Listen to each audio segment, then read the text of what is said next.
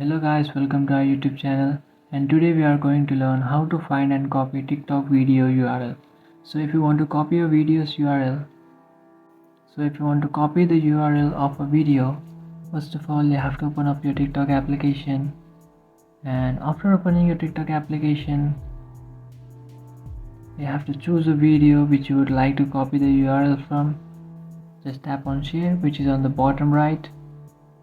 And after tapping on share, you have to scroll towards the left side, and after scrolling all the way towards the left you can find more. Just tap on more, and after tapping on more, here you can find the video URL. So if you would like to copy this URL, just tap on copy, and you can see I have successfully copied that URL.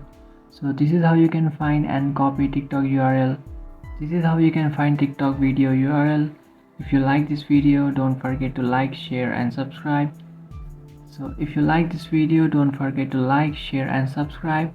And if you have any doubts, feel free to comment below. Thanks for watching.